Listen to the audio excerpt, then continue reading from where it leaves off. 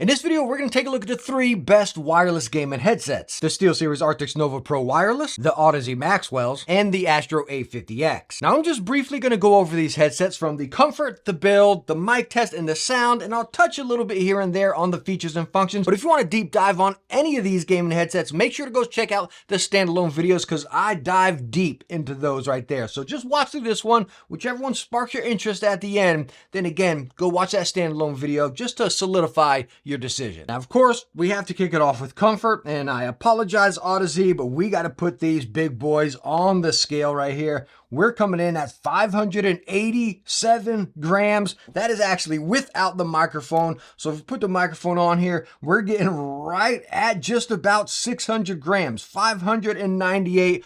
Oh my gosh, this headset is incredibly heavy. Okay, let's come on over here to the SteelSeries Arctis Nova Pro Wireless. We're coming in at right at 405 grams. And then for the Astro A50X, we're getting 416 grams. So just to be clear, as you're seeing on all these headsets, I am using the Wicked Cushion Freeze pads across all of them. And actually on the Maxwells, I do have that headband as well. So they do add a little bit of weight, but I'm talking absolutely minute. Like that's not what's making these Maxwells heavy. This headset is so stinking lofty. And let me tell you what, throughout this test, when I put it on, even right now, it's like, I'm sorry, I don't want to be a negative Ned, right? Kicking this video off, but I want to take that headset off. It is just heavy. And the clamping force is right on that light line, right to light to medium. So it's really resting on your head so much there. I got a bald head, so I feel a little bit more. The Wicked cushions are like a must on this to, again, give you some of that plushness, but it's so heavy. Coming over here to the A50X, you got right on that line of medium clamping force. It's not tight, it's not loose, it's very nice for glasses right here. It's very manageable. Again, I wish there was a little bit more in the headband, but again, that's mild. It's just got that perfect kind of flow right there. And then when we come over to the SteelSeries Arctis Nova Pro Wireless, you got that floating headband design. The clamping force on these are light, like no kidding, they are light. And that's probably the one thing I don't like about these is, again, they don't lock in some of that sound because they are so light. And then again, if you move around just a little bit to kind of grab something off the floor or whatever it may be, they do budge on you. So of course, comfort will differ person to person, head shape to head shape, maybe bigger plump head to SteelSeries. You got more hair, the Maxwells may be a little more manageable for you. But for me, I found my most enjoyable time in comfort with the A50X. It just had that natural feel just sitting on my head. Again, being a constant hat wearer, I don't game with the hat, but again, putting this headset on, it just felt natural and it did what I wanted. Now let's take a look at the build of these headsets. And again, we're gonna kick it off over here with the Maxwells. With that heavy weight that this headset is packing, it is also packing an absolutely amazing build. These forks over here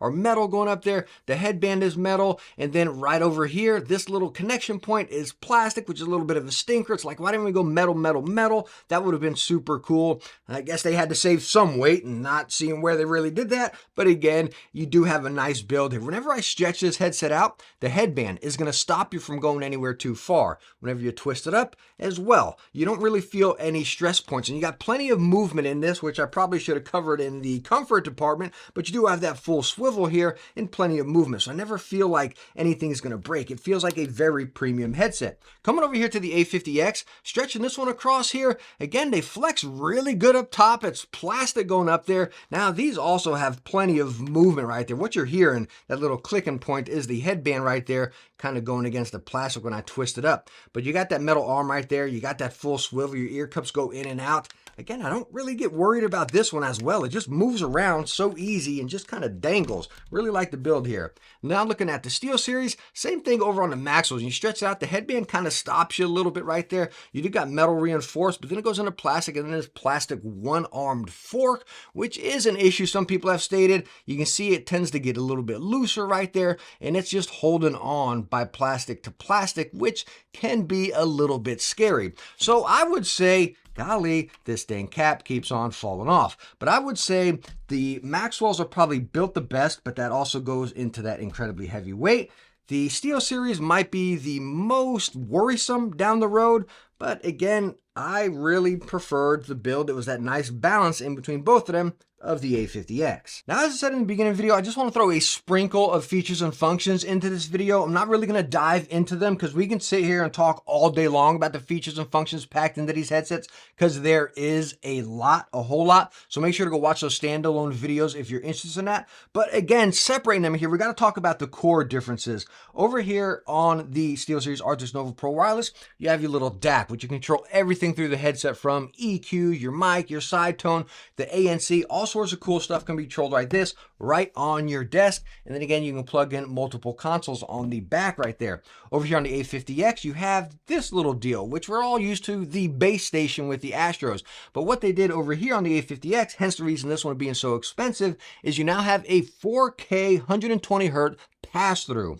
Okay, and that's what I stated in my standalone video. That's what makes this headset so expensive. Just Google a 4K 120 hertz pass-through.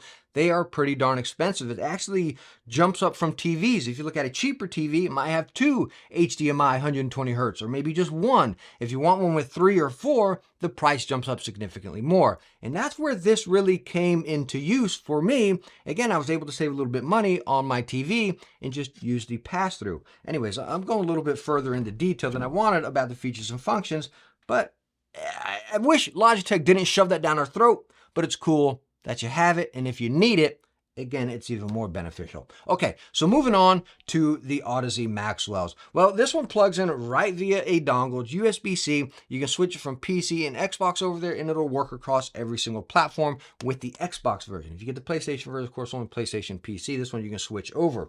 Now, all of these gaming headsets do have Bluetooth. The SteelSeries and the Astro are simultaneous Bluetooth. Over here on the Maxwells, it's one or the other. Whichever device you're using is what it will switch to.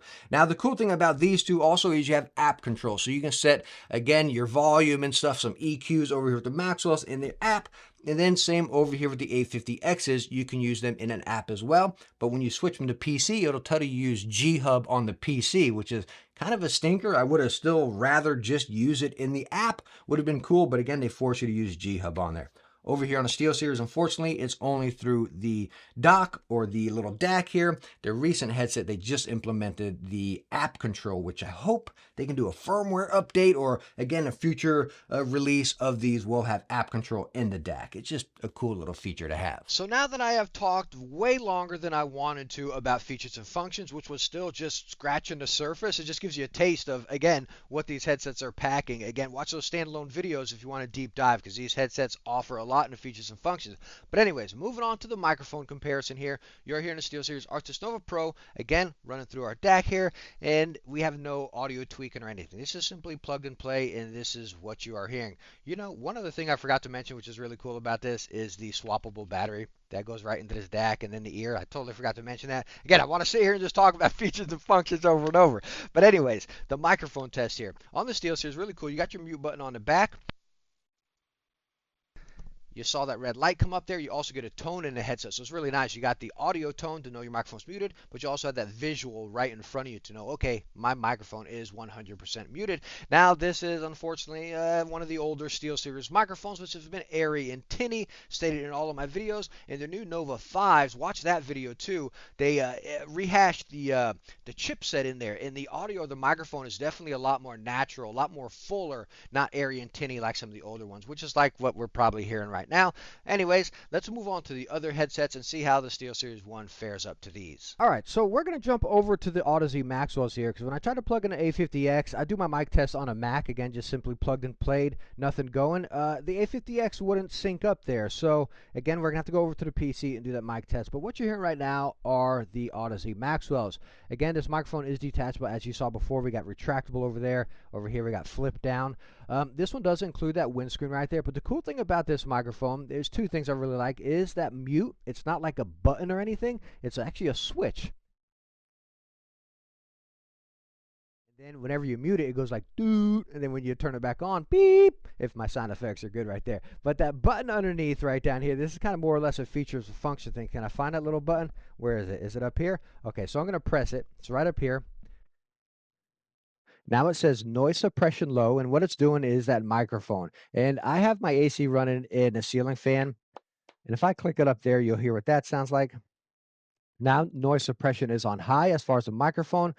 So we'll just see a little bit. I can really see. Now noise suppression is back off, and I just saw, like, in my graph right there with noise suppression on high, how much it muted out. So that'd be pretty cool if you got like a keyboard in front of you or something like that, if you're streaming or something.